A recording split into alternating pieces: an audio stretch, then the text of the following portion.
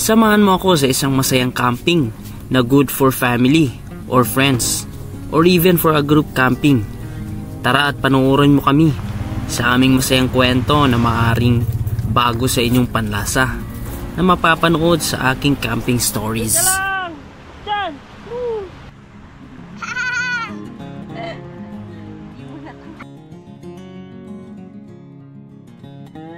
What's up mga kaibigan? Once again, Eli Motor. Welcome sa aking panibagong video. At thank you sa iyong desisyon na panoorin ang video na ito. At medyo maiba tayo sa content natin. Dahil tayo ay wala sa raw spot. At nandito tayo ngayon sa isang camping site na nandito sa Baybay Norte, Sual, Pangasinan. Samahan niyo ako sa panibagong kwento. At sana ay samahan mo ako hanggang dulo.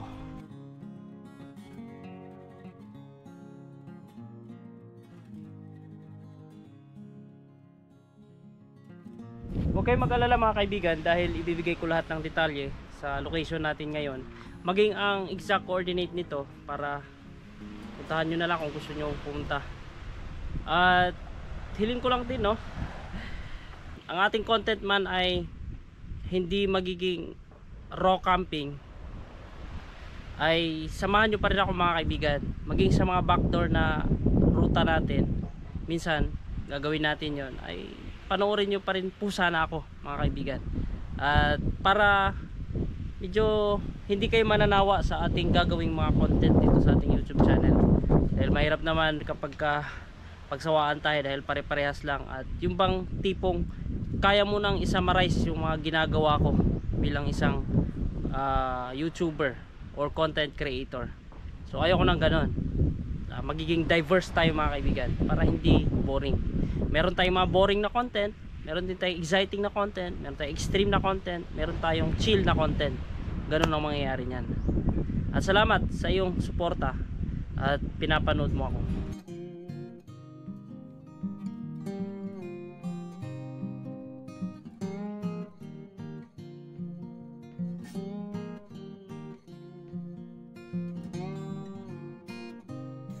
Gabi na ang arrival sa ating camping site. Kaya halika at balikan natin ang kwento ng nakaraan.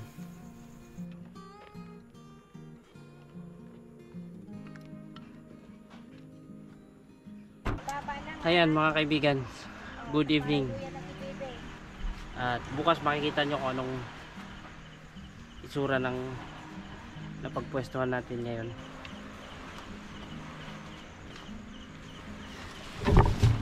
Actually mas napagod ako sa ganitong camping kaysa dun sa raw camping natin. Napaka minimalist natin at kunti lang yung dala natin, pero ngayon grabe, dala ko ang buong bahay. Napaka exhaust naman, no? Ito bag pa lang ito, puro gamit na ito ng anak ko na 2 years old. Physically mapapagod ako, pero emotionally, spiritually ay marirefresh tayo, lalo sa ganitong area ng ating camping site ngayon. Kasama ang aking mag-ina. Nakapag set up na ng tent si misis ko. Bukas mga kaibigan, ipakilala ko sa inyo ang caretaker ng area na ito. Napaka approachable nila. At isa pa, talagang napaka alam mo yung initiative. Tumulong pa yon na maghakot. Tinulungan pa kami na maghakot ng mga gamit mula doon sa taas. Hindi raw camping tong ginagawa natin ngayon. Ay dala-dala ko pa rin yung mga ginagamit ko sa raw camping. Kagaya nito, pang sapin nito. At meron tayong mga dalang tulugan, kumot, saka kotson. At ito, magagamit pa rin ito mga kaibigan para mailatag natin dyan. Siyempre, hindi nawawala itong ating pang self defense.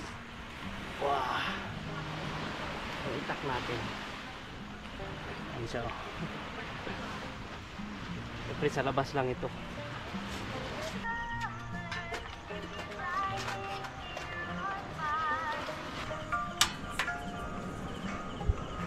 Alright, tiwalag muna tayo ngayon sa bushcraft. Wala mo nang siga-siga. Yan yung butane natin. Pang malakasan yan mga kaibigan. Yung butane na yan, pag dinala ko yan sa camping natin, sa mga raw spots, abay, napakatakaw po niyan sa space. Kaya yan yung dahilan na nagro-raw tayo. Ginawa mo ng sapatos yan.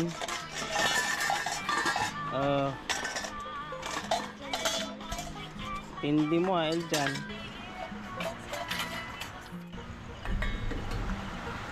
Mga batid, tayo ay kakain, tapos na sila. At kanina ako'y nag-alaga.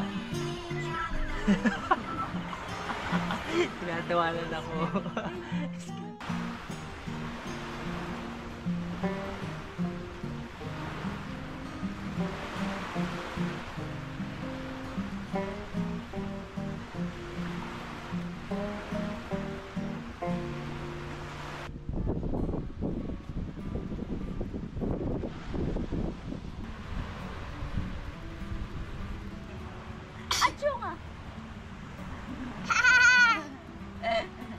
Di mo nakaba. Nakababa na siya. Bye-bye!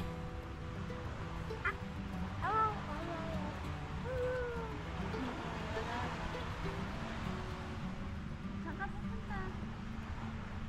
Papasyal tayo dito sa tabi ng dagat. Gusto mo nang maligo? Mamaya na tayo maligo Opo, mamaya na po tayo maligo.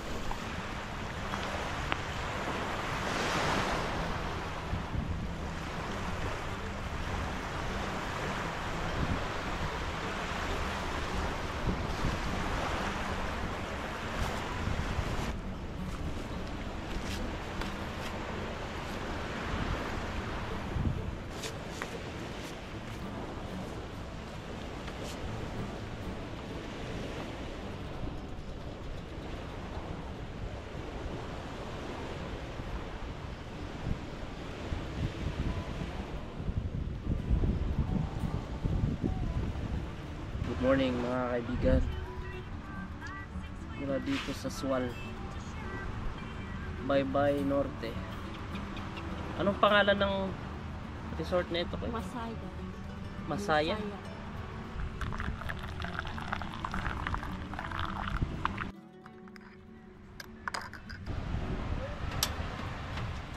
Ganun lang?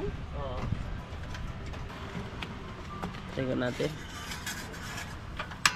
Yung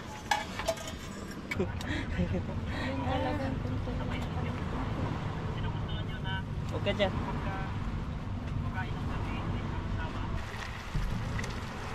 Mga on tayo.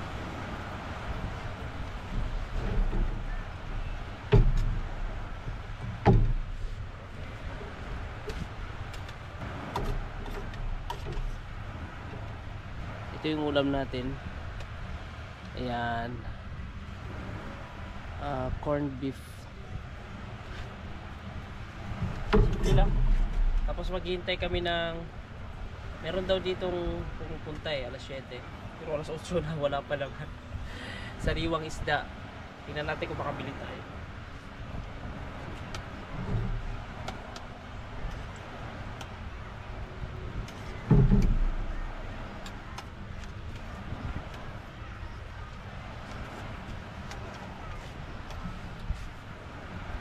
Malasa, iba talaga siya. Parang nga lang.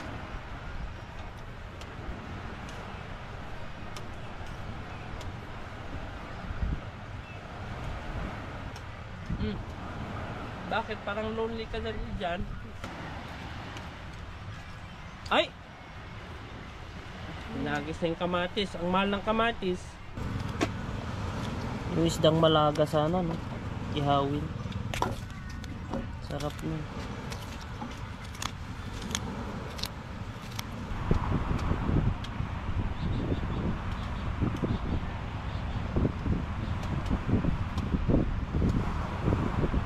Ano to? Bagong huli po. Opo, bagong huli yan. Pwede Ayan. ihawin to na. Opo.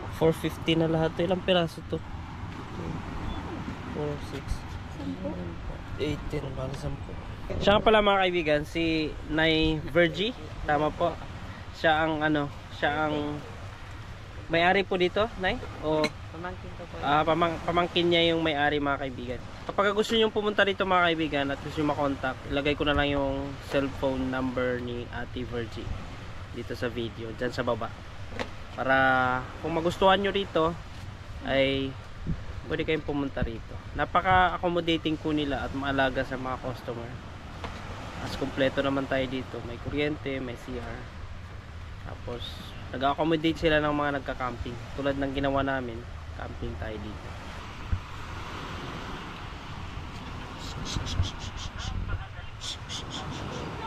Hindi niya kakagatin. Okay. Kaya mo yan. Hanggang doon sa dagat. Takbo. Kagabi ka pa gustong maligo, di ba? Bigyan kita ng kalayaan ngayon. You go ahead. Sige. Takbo. Hala.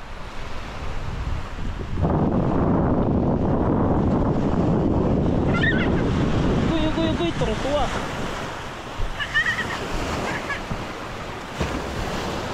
Hala. Sige. Takot ka ngayon.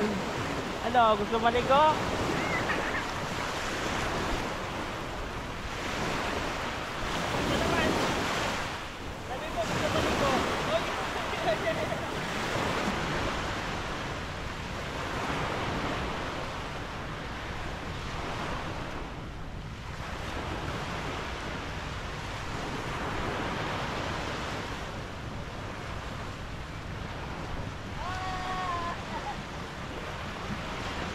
Takbo dun!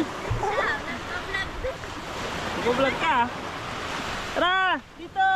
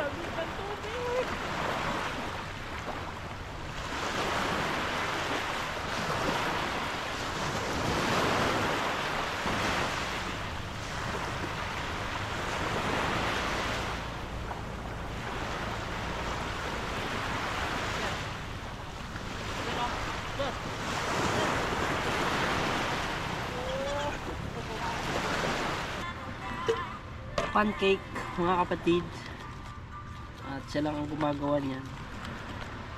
Sa camping ay hindi tayo gumagawa ng ganyan sa raw dahil di ako mahilig magmerienda mga kaibigan, pero syempre gagawin pa rin natin yan para maiba, kasi nga maganda pag laging may naiiba sa ating content.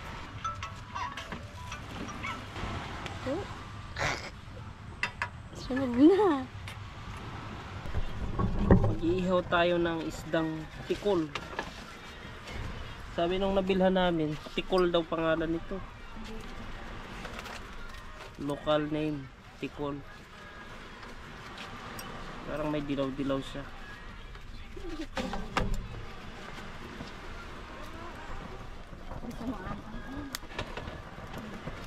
May ihawan na rin pala sila dito mga kaibigan.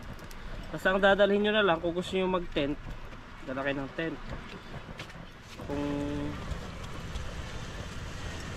uupa kayo ng tent, 500 per head. Pero kung may sarili kayong tent, 300.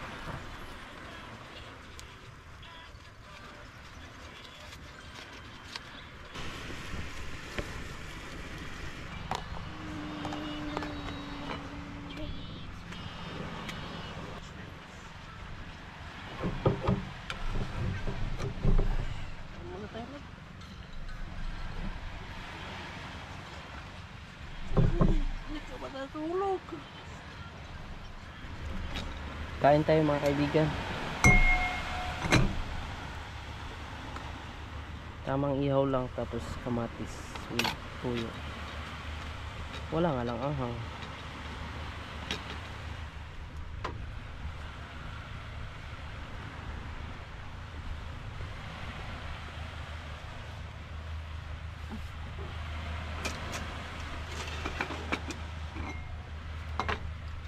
Dami pala nitong kanin.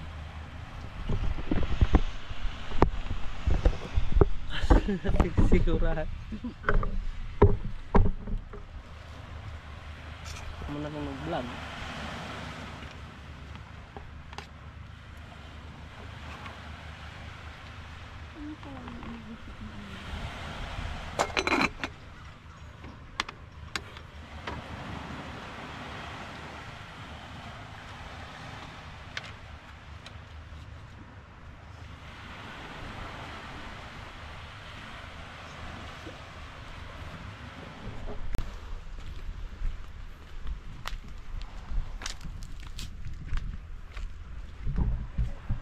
Napaka-overlooking nitong ating pinuntahan na camping site mga kaibigan. At sigurado ako magugustuhan nyo ito.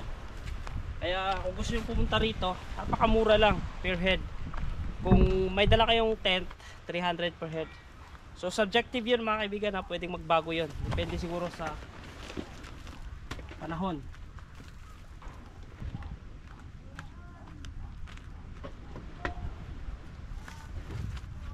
So kung magtatanong kayo kung kaya ba ng views na akyatin ang location na ito, so far kinaya naman. At sabi nga ni Ate Vanji ay tayo or ako ang kauna-unahang umakyat dito na naka views. Kasi previously o yung mga naunang panahon, naunang pagkakataon, ang mga umakyat dito ay mga naka pick up daw. At alam niyo yan kung bakit inakyat natin ang kotse natin. Yung exact name pala nitong area natin or itong mismong location na pinagkampuhan natin mga kaibigan ay Masaya Cove with their contact numbers. Yan, papakita ko na lang sa inyo ng malinaw. Napakaganda rito, promise. Tayo ay palis na. Ay.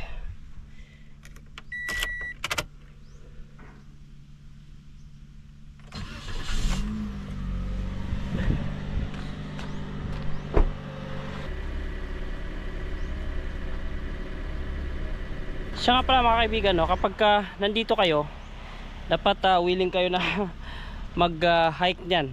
Medyo maikli lang naman yan, pero nakakahingal din. Yan, para lang hindi kayo ma-overwhelm pagkarating nyo rito. Mamaya sabihin nyo nakakapagod. Talagang meron siyang hiking na napaka-unti lang naman, pero good for the health. Maganda mga kaibigan. Para makaligo ka ng maayos doon, napakaganda ng dagat nila dyan, ay bababa at aakyat ka nito. Pero doon lang naman din sa baba yung pwedeng pagkakampingan. Pwede rin naman dito sa taas siguro with their permission pagka pumayag sila.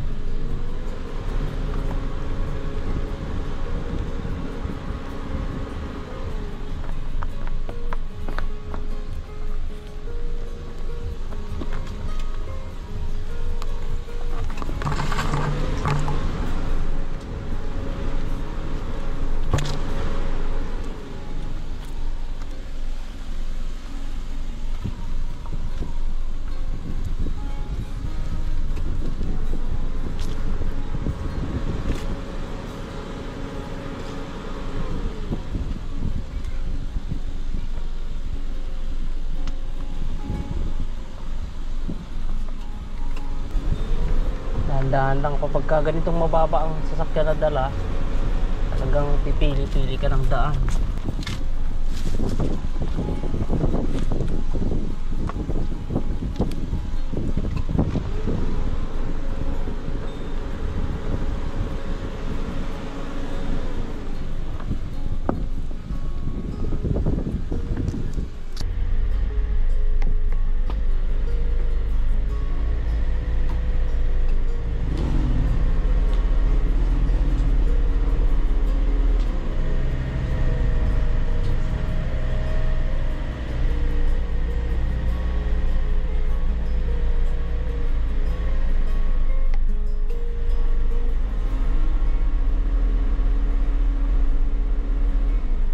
Alright mga kapatid, hanggang dito na lang ang ating video. Salamat sa pagsama sa atin at tinapos mo ang video na ito kahit na medyo ibang iba doon sa mga nakasanayan yung content sa akin, lalo sa pagmumotor. At sana ay panoorin nyo ako mga kaibigan kahit na medyo naggaganito yung aking ibang content. At sinadya ko ito na introduce sa inyo para naman hindi kayo manibago, no? Kasi bumitaw kayo kapag